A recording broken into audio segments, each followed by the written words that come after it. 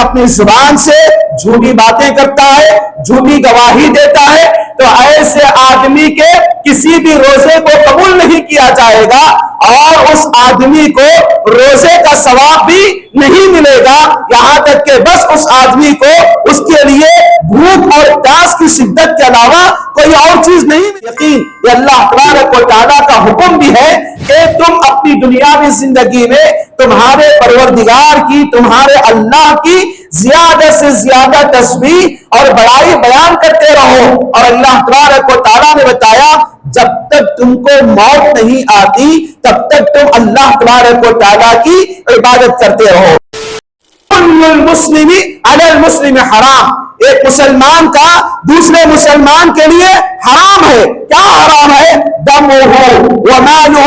وعرضہ، تین چیزیں اللہ کے نبی صلی اللہ علیہ وسلم نے بیان فرمایا، بتایا ایک مسلمان کے لیے دوسرے مسلمان کا خون حرام۔ ان الحمدللہ نحمده ونستعینه ونستغفره ونعوذ بالله من شرور أنفسنا ومن سيئات أعمالنا، من يهده الله فلا مضل له ومن يضلله فلا هادي له، أشهد أن لا إله إلا الله وحده لا شريك له، وأشهد أن محمدا عبده ورسوله۔ حاضرین جماعت و حاضرین جمعہ، نوجوان دوستوں، بزرگان ملت اسلامیہ، پردہ نشین خواتین اسلام، ہر قسم کی تعریف و توصیف، حمد و ثنا، بزرگی، بڑائی، کبریائی اسی اللہ تبارک و تعالیٰ ہی کے لائق و زیبا ہے جو ساری کائنات میں اکیلا ہے، تنہا ہے، بے شمار صفات حمیدہ و صفات جمیلہ و صفات جلیلہ سے متصف ہے۔ حمد و ثنا اسی اللہ تبارک و تعالیٰ ہی کے لائق و زیبا ہے جو مکمل طور پر ہم انسانیت کی کامیابی و کامرانی، فلاح و بہبودی کے لیے انبیاء علیہم السلام کے سلسلے کو شروع بھی کیا اور ختم بھی کیا۔ اللہ تبارک و تعالیٰ کی جانب سے بھیجے گئے تمام انبیاء علیہم السلام پر درود و سلام ہو، بالخصوص میرے اور آپ کے نبی امام الانبیاء، شافع محشر، ساقی کوثر، آمینہ کے لال، تاجدار مدینہ، سرور کونین، محسن اعظم و محسن انسانیت، رہبر عالم و ہادی عالم محمد رسول اللہ صلی اللہ علیہ وسلم پر، کہ جنہوں نے اپنے رب کی طرف سے لاہ کلام کو اپنی امت تک پہنچایا، جس میں ذرہ برابر بھی کمی نہیں کی اور ذرہ برابر بھی زیادتی نہیں کی۔ یا ایہا الذین آمنوا صلوا علیہ وسلموا تسلیما، اللہم صلی علی محمد وعلی آل محمد کما صلیت علی ابراہیم وعلى آل إبراهيم إنك حميد مجيد، اللهم بارك على محمد وعلى آل محمد كما باركت على إبراهيم وعلى آل إبراهيم إنك حميد مجيد۔ محترم حاضرین جماعت و حاضرین جمعہ، نوجوان دوستوں، بزرگان ملت اسلامیہ اور پردہ نشین خواتین اسلام، خطبہ مسنونہ کے بعد جیسا کہ آپ تمام لوگوں کے سامنے قرآن کریم کی سورۃ الحجرات سے اور سورہ آل عمران سے چند آیات کا انتخاب کر کے رکھا گیا، اور اللہ کے نبی صلی اللہ علیہ وسلم کی مشہور و معروف احادیث کو آپ لوگوں کے سامنے رکھا گیا۔ انشاءاللہ قرآن و حدیث کی روشنی میں اس جمعہ کے مختصر سے وقت میں ہم اور آپ کے لیے جو پیغام دیا جا رہا ہے، اس پیغام کے اندر انشاءاللہ حقوق العباد کی اہمیت کے حوالے سے چند باتیں قرآن و حدیث اور اقوال سلف کی روشنی میں بتانے کی کوشش کی جائے گی۔ محترم حاضرین، جیسا کہ عنوان آپ لوگوں کے سامنے بتایا گیا کہ حقوق العباد کی اہمیت، کہ حقوق العباد کا معنی کیا ہوتا ہے اور حقوق العباد کی اہمیت کیا ہوتی ہے، اور آج کی زندگی کے اندر میں اور آپ حقوق العباد کے ادا کرنے سے دوری ہونے کے اسباب کیا ہیں، اور میں اور آپ اپنی دنیاوی زندگی میں حقوق العباد کو انجام دینے کے لیے کون سا طریقہ اور کون سا پہلو اختیار کر سکتے ہیں، انشاءاللہ یہ چار باتیں آج کے جمعہ کے مختصر سے وقت میں بتانے کی کوشش کی جائے گی۔ حاضرین جماعت، پہلی بات یہ ہے کہ حقوق العباد، حقوق کس کو کہتے ہیں؟ حقوق کہتے ہیں، امام اصفہانی رحمہ اللہ بیان فرماتے ہیں کہ الحق هو الثابت لا يسبق انکارہ. حق کس کو کہتے ہیں؟ حق کہتے ہیں ایک ایسی چیز جس کا ثابت ہو جانا یقینی ہے، ایک ایسی چیز جس کا ثابت ہو جانا یقینی ہے، جس سے انکار کرنا کوئی فائدہ انسان کو نظر نہیں آتا. تو الحق الثابت، یہ جو حق چیز ہے یہ ثابت ہے، انسان پر واجب ہے. مثال کے طور پر ہم یہ سمجھیں کہ والدین پر اولاد کے حقوق، اولاد پر والدین کے حقوق، تو گویا کہ ایک دوسرے کا حق ایک دوسرے پر ادا کرنا واجب ہے. اگر کوئی والدین اپنی اولاد کی صحیح تربیت کا حق ادا نہیں کریں گے تو وہ کل قیامت کے دن پکڑے جائیں گے اور صحیح تربیت کرنے کا نتیجہ وہ دنیا کے اندر بھی اس کو پائیں گے. اور اگر کوئی اولاد ہے، والدین کے مکمل طور پر ذمہ داری اولاد پر آ جاتی ہے، اگر کوئی اولاد اپنی ذمہ داری والدین کے مکمل ہونے کے بعد ذمہ داری کو ادا نہیں کرتے تو ایسی اولاد کے لیے حق ہے، ایسی اولاد پر یہ ذمہ داری ہے، ایسی اولاد پر یہ واجب ہے کہ وہ اپنے ماں باپ کے حقوق کو ادا کرے، وگرنہ وہ اپنی دنیاوی زندگی میں اس کا نتیجہ موت سے پہلے دیکھیں گے اور کل قیامت کے دن بھی اللہ تبارک و تعالیٰ ان کے لیے برے انجام سے دوچار کرنے والا ہے. تو ایک مثال آپ لوگوں کے سامنے بتائی گئی کہ حق کس کو کہتے ہیں. ایک ثابت چیز ہے، ایک چیز کو اللہ تبارک و تعالیٰ نے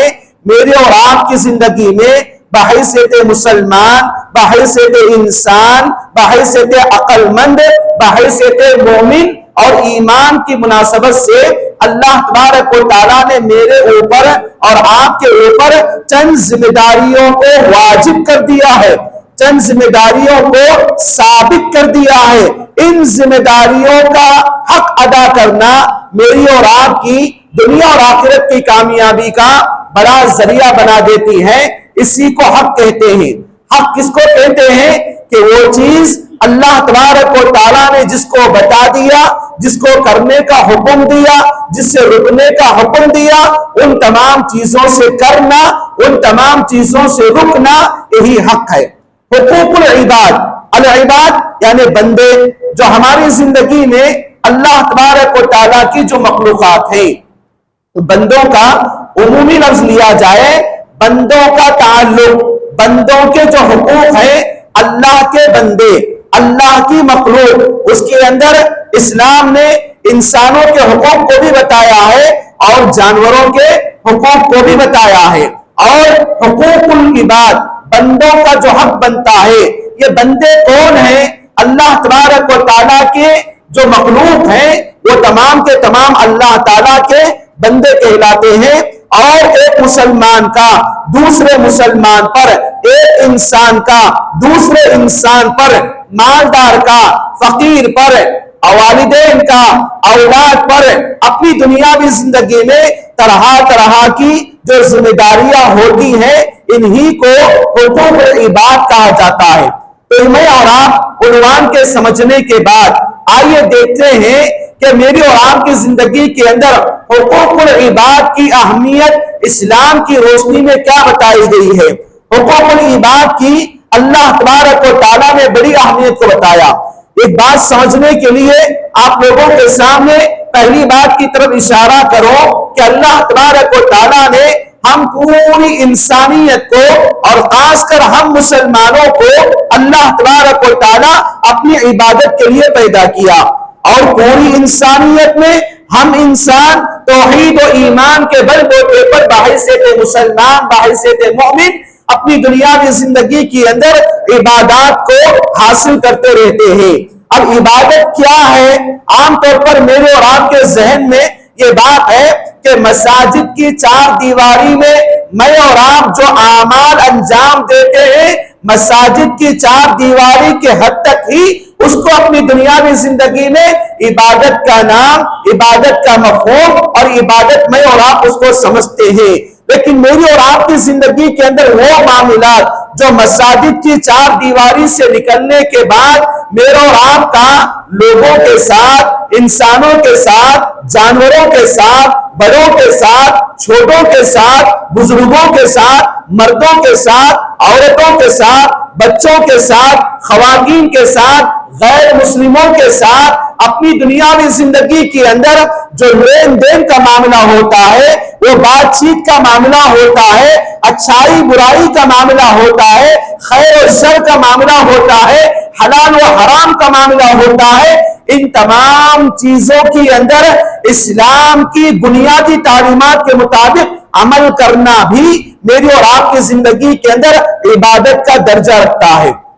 اسی لیے حقوق العباد کی اہمیت کیا ہے؟ ایک جملے میں اور آپ کہہ سکتے ہیں، قرآن کریم کی آیات کی روشنی میں دلیل کی بنیاد پر، حقوق اللہ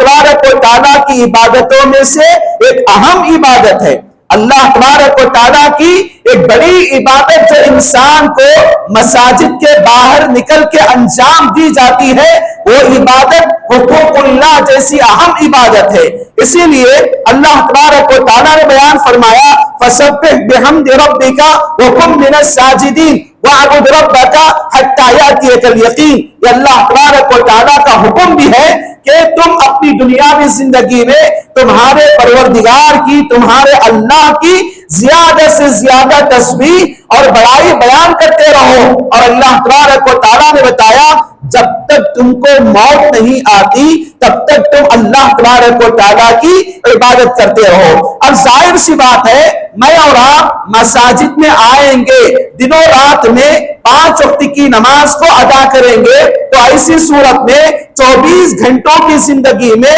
5 اوقات کی نماز کا لگ بھگ حساب لیا جائے، کم از کم مثال کے طور پر اگر لیا جائے، کم از کم 24 گھنٹوں کی زندگی میں 5 وقت کی نماز کے لیے 2 گھنٹے میں اور آپ نکالے، 2 گھنٹے میں اور آپ نکالے، 2 گھنٹوں میں اگر میری اور آپ کی عبادت کی زندگی چل رہی ہے تو بقیہ 20 پر 2 گھنٹوں کی زندگی کا معاملہ کیا ہوگا؟ ایک دن کی زندگی کا معاملہ، ایک دن کی زندگی میں اگر 2 گھنٹے 24 گھنٹوں میں سے 2 گھنٹے عبادت کے لیے نکالے، بعد میں کہ 20 پر 2 گھنٹے جہاں پر میں اور آپ نماز کے لیے نہیں آتے، مسجد کی طرف رخ نہیں کرتے، تو میری اور آپ کی زندگی عبادتوں میں کیسے گزرے گی؟ اسی لیے اسلام کے اندر حقوق العباد کو اللہ تبارک و تعالیٰ کی عبادت کا ایک بڑا درجہ دیا گیا، اور پیغام بھی یہی دیا گیا کہ انسان اپنی دنیاوی زندگی کے اندر جہاں پر حقوق اللہ تعالیٰ کے حقوق کو عبادات کی شکل میں، فرائض کی شکل میں، سنن نوافل کی شکل میں، قرآن کی تلاوت کی شکل میں، صدقات و خیرات کی شکل میں، اس کے راستے میں ذبح کر کے نذر و نیاز کی شکل میں جن چیزوں کو اللہ کے حقوق کو آدمی ادا کر رہا ہے، وہیں پر آدمی اللہ کے بندوں کے حقوق کو بھی ادا کرے۔ یہ انسانی زندگی کی کامیابی کی ایک بڑی طرف لے جانے والی ایک رہنمائی والا راستہ ہے۔ اسی لیے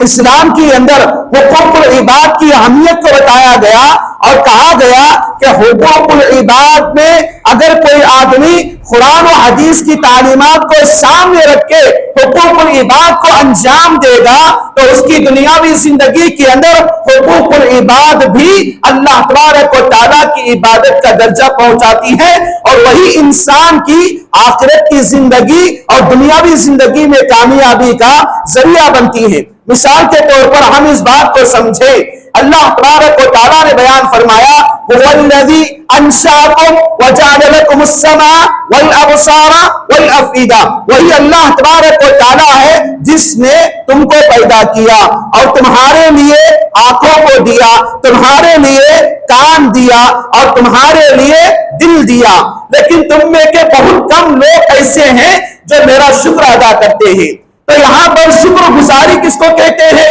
شکر کا مطلب کیا ہے؟ تو شکر کا مطلب علماء سلف نے بیان فرمایا کہ آدمی کو اللہ نے جو نعمتیں اس کے تالوں سے لے کر تلوے تک جو نعمتیں اللہ تبارک و تعالیٰ نے دیا ہے، ان تمام نعمتوں کا صحیح استعمال کرنا ہی شکر ہے۔ ان تمام نعمتوں کا صحیح استعمال کرنا ہی شکر ہے۔ مثال کے طور پر اللہ نے آنکھیں دیا، آنکھوں کے ذریعے شکر ادا کیسے کریں گے؟ اللہ کی حلال کردہ چیزوں کو دیکھیں گے، اللہ کی حرام کردہ چیزوں سے دوری اختیار کریں گے۔ اللہ نے کان دیا، حلال چیزوں کو سنیں گے، حرام چیزوں کو سنے بغیر دوری اختیار کریں گے۔ اللہ نے دل دیا، دل سے حرام چیزوں کو دوری اختیار کریں گے اور خواہشات نفسانی سے اپنے آپ کو بچا کے اپنے دل کو اللہ تبارک و تعالیٰ کے احکامات کے تابع اور احکامات کی تابعداری میں فرما برداری میں گزار دیں گے۔ یہی عبادت ہے،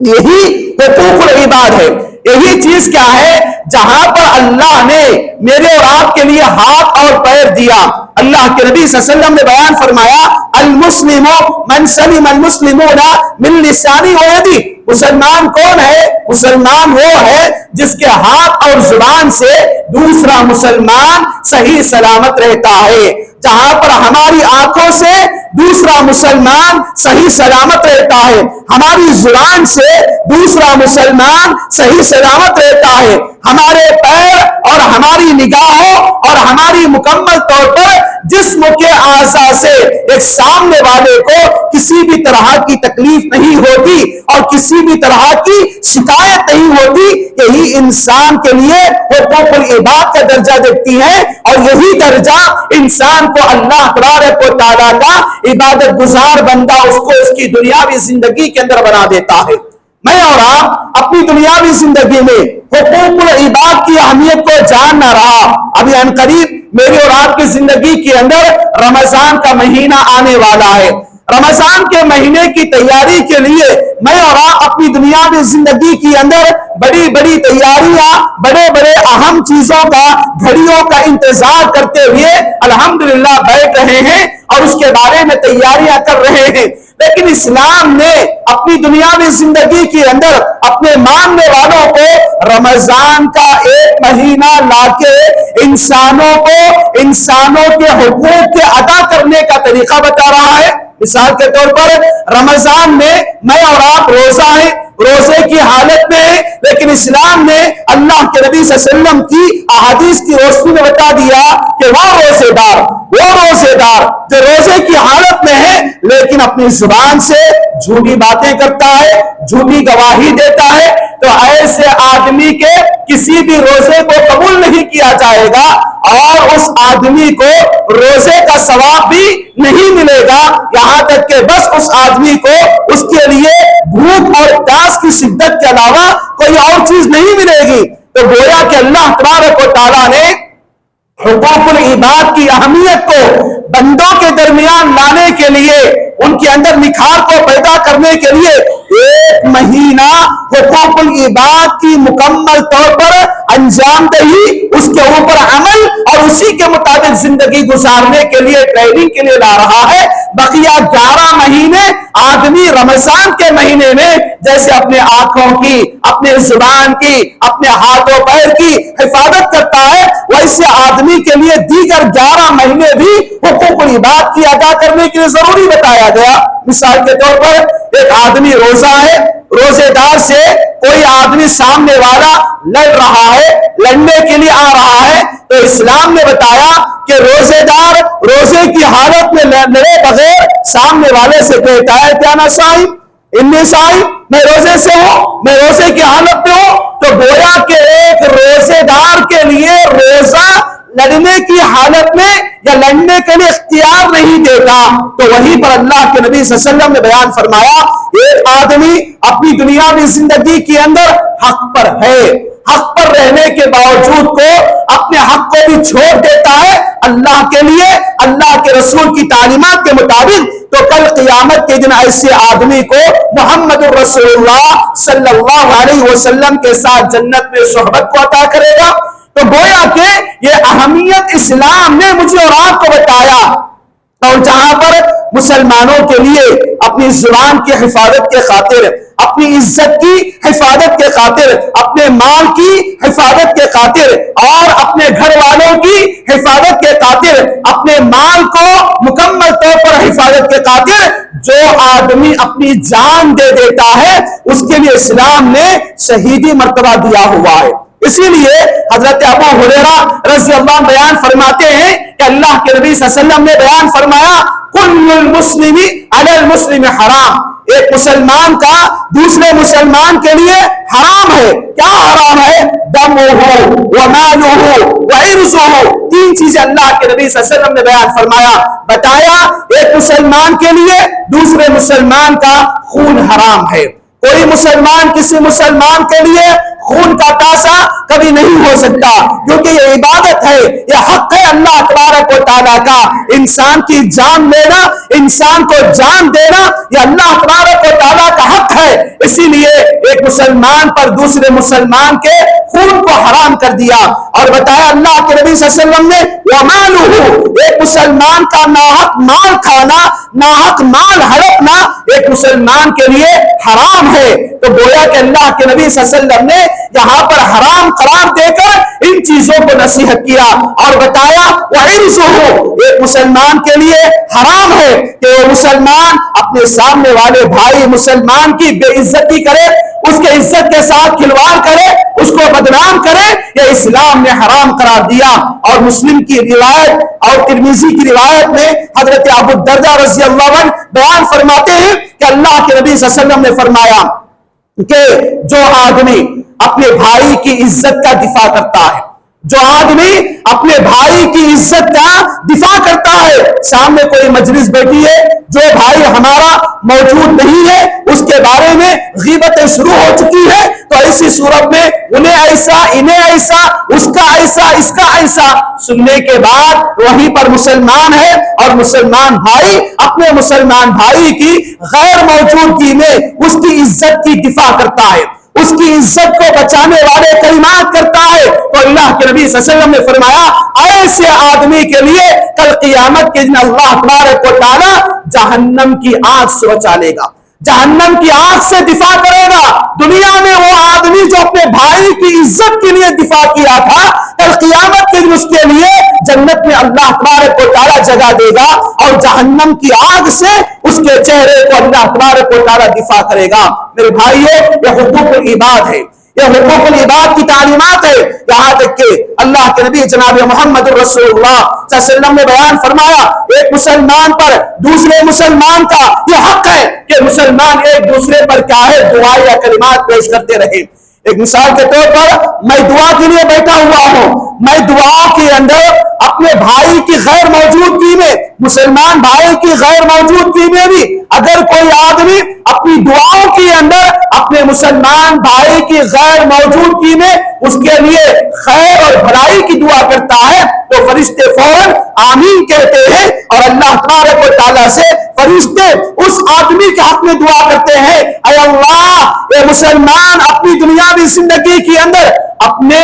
غیر موجود، اپنے غائب رہنے والے بھائی کے حق میں اس نے جو بھلائی اور جو خیر کے بارے میں دعائیں کیا ہے، اللہ تبارک و تعالیٰ اس کو بھی تو دے، اس کو بھی تو عطا کر۔ تو گویا کہ دعاؤں کی قبولیت کا ایک مقام اللہ تبارک و تعالیٰ بتایا کہ میں اور آپ اپنے بھائی کے حق میں جو پیٹھ پیچھے ان کی برائیاں کرنے کے بجائے ان کے لیے دعائیں یہ کر دے، تو اللہ تبارک و تعالیٰ میری اور آپ کی دعاؤں کی گارنٹی بتایا ہوا ہے قبولیت کے مقام کی۔ اسی لیے اللہ تبارک و تعالیٰ کے لیے میں اور آپ اپنی دنیاوی زندگی کے اندر ایک دوسرے کے حقوق کو پہچانے،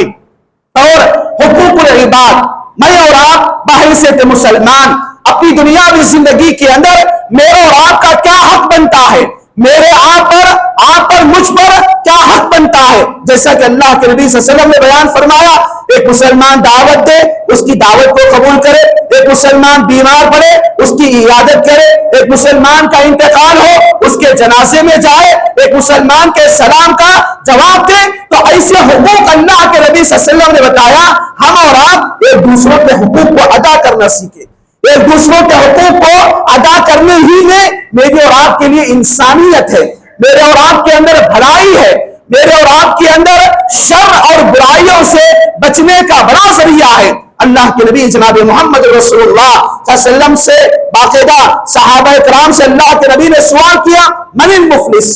صحابہ کیا آپ جانتے ہیں میری امت کا مفلس آدمی کون ہے؟ صحابہ نے کہا کہ اللہ کے نبی صلی اللہ علیہ وسلم المفلس من لا لهم دینارا ولا درہما، ایسا آدمی جس کے پاس پیسے نہیں ہے، دینار اور درہم نہیں ہے، ایسا آدمی آپ کی امت کا مفلس ہے۔ تو اللہ کے نبی صلی اللہ علیہ وسلم نے بتایا کہ نہیں، ان مفلس امتی، میری امت کا مفلس آدمی وہ ہے یاتی یوم القیامت، جو قیامت کے دن آئے گا بصلاۃ وصیام وزکات، کل قیامت کے دن ایسا آدمی اپنی دنیاوی زندگی کے اندر اللہ تعالیٰ کے سامنے قیامت کے دن آئے گا تو دنیاوی زندگی میں نمازوں کی پابندی کیا ہوگا، زکات کو ادا کیا ہوا ہوگا اور اللہ تعالیٰ کے لیے روزوں کی پابندی رکھا ہوا ہوگا، لیکن اس کی نیکیاں اس کو جنت میں جانے کا ذریعہ نہیں بنیں گی، اس کے اعمال اس کو جنت میں جانے کا ذریعہ نہیں بنیں گی۔ اللہ کے نبی صلی اللہ علیہ وسلم نے کہا میری امت کا وہ آدمی جو اعمال میں صحیح تھا، اعمال میں آگے تھا، لیکن کسی کو گالی دیا، کسی کو برا بھلا کہا اور کسی کو اپنی زبان سے تکلیف دیا اور کسی کا دل دکھایا اور کسی سے اپنے تعلقات کو توڑ دیا، تو کل قیامت کے دن اس کے ساتھ جنہوں نے مظلومانہ زندگی گزارا، ایک آدمی جو اعمال میں صحیح ہے، اعمال میں اچھا ہے، لیکن وہ اپنی دنیاوی زندگی کے اندر اپنی زبان کا اچھا نہیں ہے، اپنی نگاہوں کا اچھا نہیں ہے، اپنے ہاتھ اور پیر کے بل بوتے پر دوسروں کو تکلیف دینے والا ہے، کل قیامت کے دن اس کے ہاتھ سے دنیا میں جتنے لوگ ظلم سے ہوں گے وہ اللہ کے سامنے لائے جائیں گے اور ہر کوئی کہے گا اے اللہ اس نے مجھے گالیاں دیا، اے اللہ اس نے مجھے مکمل طور پر ظلم کیا اور فلاں فلاں طریقہ ہوگا، تو اللہ تبارک و تعالیٰ اس آدمی کی تمام نیکیوں کو نکال کے اس مظلوم لوگوں کو دیتا رہے گا یہاں تک کہ اس کی نیکیاں ختم ہو جائیں گی اور شکایتیں کرنے والے اللہ کے سامنے اور زیادہ رہیں گے۔ تو اس کے نہ اعمال کام آئے، نہ روزہ کام آیا، نہ نماز کام آئی، نہ صدقہ کام آیا، نہ نیکی کام آئی۔ میرے بھائیو یہ حقوق العباد ہے، یہ حقوق العباد ہے۔ میں اور آپ اگر نماز نہیں پڑھے اللہ سے معافی مانگیں گے، اللہ تعالیٰ رحم الراحمین ہے، وہ میرے اور آپ کے گناہوں کو معاف کرے گا، آئندہ مجھے اور آپ کو نیکی کرنے کی ہدایت دے گا۔ لیکن یہ حقوق العباد ایسی چیز ہے جب تک میں اور آپ جن سے میرے اور آپ کا مسئلہ ہے، جن سے میرے اور آپ کا تعلقانہ غیر تعلقی ہوا ہے، جہاں پر میری اور آپ کی زبان کلامی، بد کلامی، بد نظری یا بد سہمی یا بد زنی کا شکار میں اور آپ ہوئے ہیں، جس کی وجہ سے میرے اور آپ کی اخوت و بھائی چارگی، میری اور آپ کی محبت، میری اور آپ کی دوستی، میرے اور آپ کا رہن سہن، میری اور آپ کی دشمنیوں میں، حسد میں، کینہ کپٹ میں، غیبتوں میں اگر تبدیل ہو چکی ہے تو قیامت کے دن میرے اور آپ کے اعمال کام نہیں آئیں گے۔ اسی لیے یہ اسلام کا طریقہ ہے، حقوق العباد، حقوق العباد، جس سے میرے اور آپ کا غلط تعلق ہے، جس سے میرے اور آپ کا لا تعلقی بڑھتے ہیں، جس سے میرے اور آپ کے درمیان بات چیت بند ہے، سلام کلام بند ہے، دعوتوں کو آنا جانا بند ہے، نماز جنازہ میں ملنے کا میری اور آپ کی حالت ہو چکی ہے، تو ایسی صورت میں واللہ میرے بھائیوں اپنی دنیاوی زندگی کے اندر اللہ تبارک و تعالیٰ اس وقت تک معاف نہیں کرے گا جب تک کہ میں اور آپ جن سے میرے اور آپ کا تعلق مکمل طور پر کمزور ہے، ہم کو جب تک ہماری بہن معاف نہیں کرے گی اللہ تعالیٰ معاف نہیں کرے گا، جب تک مجھے اور آپ کو میرے اور آپ کے ماں باپ معاف نہیں کریں گے اللہ تعالیٰ معاف نہیں کرے گا۔ کیوں؟ اس لیے کہ حقوق العباد ہے، یہ حقوق العباد ہے دنیا کے اندر، یہ اللہ تعالیٰ کا قانون بھی ہے کہ لوگوں تم دنیا کے اندر لوگوں پر رحم کرو، اللہ تعالیٰ آسمانوں یعنی عرش پر تم پر رحم کرے گا، اللہ تعالیٰ رحم کرے گا۔ یہ اسی لیے بتایا گیا کہ جیسے ہم تاخراتوں کے اندر لیلۃ القدر کے تلاش میں جو دعائیں میں اور آپ پڑھتے ہیں، اللہم انکا عفو تحب العفو فاعف عنی، اے اللہ بے شک تو معاف کرنے والا ہے، معافی کو پسند کرتا ہے، اے اللہ تو مجھے معاف کر۔ ان دعاؤں کو میں اور آپ پابندی سے ادا کر لیتے ہیں۔ واقعی طور پر زندگی کے اندر میرے اور آپ کے لیے باحثیت بہن بھائی کا مسئلہ ہے، باحثیت کسی میاں بیوی کا مسئلہ ہے، باحثیت اولاد اور والدین کا مسئلہ ہے، باحثیت کسی رشتہ اور ناطے کا مسئلہ ہے، تو ایسی صورت میں میرے اور آپ کے درمیان بات چیت بند، میرے اور آپ کے تعلقات کا خاتمہ، میری اور آپ کی خوشی اور غمی کے اندر آنا جانا بند ہے۔ میرے بھائیوں، اپنی دنیاوی زندگی کے اندر سلف کے اقوال کو یاد کیجئے۔ ایک بندہ اللہ تعالیٰ سے دعائیں مانگ رہا ہے، اے اللہ تو مجھے معاف کر، معافی کو پسند کرنے والا ہے، تو معاف کرنے والا ہے، لیکن وہ آدمی دعائیں تو اپنی معافی کے لیے کر رہا ہے، لیکن اپنی بہن کو معاف کرنے کے لیے تیار نہیں، اپنے بھائی کو معاف کرنے کے لیے تیار نہیں، اپنے بڑوں کو یا چھوٹوں کو معاف کرنے کے لیے تیار نہیں، اپنے پڑوسیوں کو، اپنے رشتہ داروں کو معاف کرنے کے لیے تیار ہے۔ معافی مجھے اور آپ کو ملے گی اللہ کی طرف سے، لیکن کب ہے؟ میں اور آپ بحیثیت انسان کچھ غلطی کر لیتے ہیں، اللہ تعالیٰ معاف کر دیتا ہے، لیکن میرے اور آپ کے ماتحتین میں، میرے اور آپ کے والدین ہیں، اولاد ہیں، بھائی بہن ہیں، بیوی اور بچے ہیں، یہ تمام کے تمام لوگوں میں کوئی غلطی ہو جاتی ہے، کوئی خطا ہو جاتی ہے، ان کو معاف کرنا یہ حقوق العباد کی تعلیم ہے۔ ان کے لیے اپنے پورے کے پورے شکایات کا خاتمہ کرنا یہ حقوق العباد کی تعلیم ہے۔ میرے بھائیو، اللہ کے نبی صلی اللہ علیہ وسلم نے بیان فرمایا، من صام رمضان ایمانا واحتسابا غفر له ما تقدم من ذنبه، کہ جو آدمی ایمان کے ساتھ، احتساب کے ساتھ، نیک نیتی کو رکھ کر، ثواب کی نیت سے اپنے دل کو خالص رکھ کے روزہ رکھے گا، قیام کرے گا، لیلۃ القدر کو تلاش کرے گا، اللہ تعالیٰ اس کے تمام گناہوں کو معاف کرے گا۔ لیکن اس کے دل میں کینہ ہے، کپٹ ہے، حسد ہے، نفرت ہے، جھگڑا ہے، لڑائی ہے، ایک دوسروں کی شکایتیں ہیں، ایک دوسروں کے درمیان ناتعلقی ہے، تو ایسی صورت میں وہ دل اللہ تبارک و تعالیٰ کے لیے اخلاص والا نہیں ہوگا، وہ دل اللہ تبارک و تعالیٰ کی عبادات کے لیے خشوع والا نہیں ہوگا۔ اسی لیے بھائیوں، رمضان کا مہینہ آنے سے پہلے اپنے دلوں کو پاک و صاف کیجئے، رمضان کا مہینہ آنے سے پہلے بندوں کے حقوق کو ادا کیجئے، رمضان کا مہینہ آنے سے پہلے جن سے ہمارا تعلق ختم ہو چکا ہے، بات چیت بند ہو چکی ہے، سلام و کلام بند ہو چکا ہے، ایسی صورت میں اللہ کے نبی صلی اللہ علیہ وسلم نے بیان فرمایا، لا يحل لمسلم ان يهجر اخاه فوق 3 لیال، کسی مسلمان کے لیے یہ جائز نہیں ہے کہ وہ اپنے مسلمان بھائی سے 3 دن سے زیادہ بات چھوڑنا بند کرے۔ آج کے معاملات کے اندر کئی رسمیں میری اور آپ کی، کئی خوشیاں میری اور آپ کی، کئی غم میرے اور آپ کے، کئی معاملات میرے اور آپ کے، کئی روزمرہ کے مسائل میرے اور آپ کے اپنی دنیاوی زندگی کے اندر آئے، میرے اور آپ کے دلوں کی حسدیں، دلوں کی کدورتیں ایک دوسرے کے اعمال کو برباد کر رہی ہیں، ایک دوسرے کے اندر خشوع کا خاتمہ کر رہی ہے۔ اسلام نے حقوق العباد کی اہمیت کو بتایا، اسلام نے حقوق العباد کی اہمیت کو بتایا۔ قربان چاہیے حضرت ام حفصہ رضی اللہ عنہا کا جو واقعہ، حضرت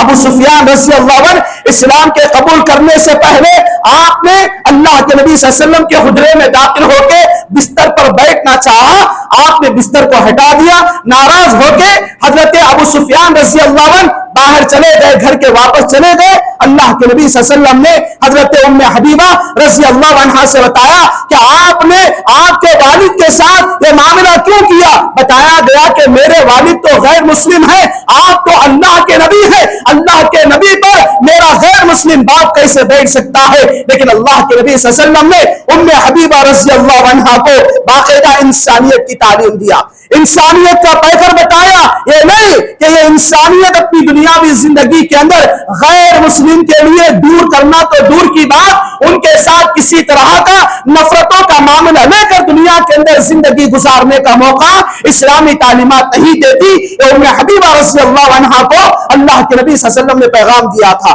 آج کی زندگی کے اندر میں اور آپ یہ معاملات کو دیکھیں، حقوق العباد، حقوق العباد، یہ حقوق العباد اللہ تعالیٰ کی عبادتوں میں سے ایک بڑی عبادت ہے، جس کو میں اور آپ یہ سمجھتے ہیں کہ مساجد کی 4 دیواری میں آ کے رکوع کیے، سجدہ کیے، قرآن کی تلاوت کیے، تسبیح کیے، دعا کر لیے، صدقات و خیرات کر لیے، ڈبے میں چند پیسے ڈال دیے، چلے گئے، یہ عبادت ہے میرے بھائیوں، یہ عبادت ہے، یہ یقینی عبادت ہے، یہ افضل العبادہ ہے، یہ عبادت کے ارکان ہے۔ لیکن مساجد کے باہر جانے کے بعد جو تعلقات اسلام نے مجھے اور آپ کو بتایا، یہ بھی عبادت ہے۔ اسلام کے مطابق تعلقات کو قائم رکھنا یہ بھی عبادت ہے۔ حلال کو حرام، حلال کو حلال حلال جاننا عبادت ہے، حرام کو حرام جاننا عبادت ہے، حق کو حق کہنا، باطل کو باطل کہنا یہ عبادت ہے، لوگوں کے ساتھ ملنساری کا معاملہ کرنا، زبان کی حفاظت کرنا عبادت ہے، آنکھوں کی حفاظت کرنا عبادت ہے، اپنے دلوں کو لوگوں کے لیے صاف اور پاکیزہ کرنا یہ بھی عبادت ہے، کیونکہ حقوق العباد یہ عبادت ہے اللہ تعالیٰ کی۔ اللہ تعالیٰ کے لیے میں اور آپ اپنی دنیاوی زندگی کے اندر عبادات کا موسم آنے سے پہلے، عبادات کے ایام کو میری اور آپ کی زندگی میں اللہ کی خوشنودی کے اترنے سے پہلے اپنے آپ کو بنائے، سوارے، اپنے آپ کو تیار کرائے، اپنے آپ کو منصوبہ بند پلاننگ کے ذریعے اپنے اعمال کی حفاظت میں اور آپ کرنے کے لیے تیار ہو جائے۔ لہٰذا میرے بھائیوں، یہ جو رمضان کا مہینہ ان قریب آنے والا ہے یہ حقوق العباد کی اہمیت کو بتاتا ہے۔ کیوں؟ اس لیے کہ روزہ میں اور آپ کیوں رہتے ہیں؟ روزے کی جو بھوک اور پیاس کی شدت کو ایک دن میں اور آپ برداشت نہیں کرتے، مغرب کے اگر انتظار کرتے ہیں، افطاری کا انتظار کرتے ہیں، وہ لوگ دنیا کے اندر کئی لوگ ہیں جو مہینے مہینے جن کے پورے ایام، جن کی راتیں، جن کا دن روزے کی حالت میں بھوک اور شدت، ان کی مفلسی، ان کی غربت کی اور ان کی کنگالی، ان کی تندرستی، ان کے پیٹ بھر کھانا کھلانے کے لیے ان کے حالات ساتھ نہیں دیتے۔ یہ حقوق العباد ہے، یہ حقوق العباد ہے۔ مساوات کی تعلیم جو اپنے آپ کو حقوق العباد میں دی جاتی ہے، ان تمام چیزوں کو سامنے رکھ کر اپنی دنیاوی زندگی کے اندر میرا اور آپ کا تعلق بحیثیت والدین، بحیثیت اولاد، بحیثیت بزرگ، بحیثیت نوجوان، بحیثیت چھوٹے بڑے استاذ فلاں بھی جو بھی ہے، میں اور آپ اپنے ایک دوسرے کا احترام کرنا سیکھے، ایک دوسرے کو عزت دے، ایک دوسرے کی عزت اور مقام کو پہچانے، ایک دوسرے کے لیے زبان کی حفاظت کرے، ایک دوسرے کے لیے اپنا ہاتھ اور پیر کی حفاظت کرے، ایک دوسرے کا احترام اور عزت دینا سیکھے۔ اللہ تعالیٰ سے دعا ہے اللہ تعالیٰ مجھے اور آپ کو حقوق العباد کی اہمیت کو جاننے، اس کے پہلو کو اختیار کرنے اور اس کے تمام تعلیمات پر ہمیں عمل کرنے کی توفیق نصیب عطا فرما، اور ہمیں اپنی دنیاوی زندگی کے اندر جن مقاصد کے خاطر اللہ تبارک و تعالیٰ حقوق العباد کا جو زندگی میں جینے کا ذریعہ تو نے بنایا، اللہ تعالیٰ ان تمام ذریعوں سے ہمیں اپنی دنیاوی زندگی ہی میں تیری جنتوں کو حاصل کرنے والے کامیاب مسلمان ہمیں بننے کی توفیق نصیب عطا فرما۔ اللہ تعالیٰ ہمیں اپنی دنیاوی زندگی کے اندر حقوق العباد میں کوتاہی کرنے سے بچا، اور حقوق العباد کی بنیاد پر ہمارے تمام کی تمام عبادتوں کو تو قبول نصیب عطا فرما۔ آمین رب العالمین۔ اقول قولی ھذا واستغفر اللہ لی ولکم وما توفیق الا باللہ، والسلام علیکم ورحمۃ اللہ وبرکاتہ۔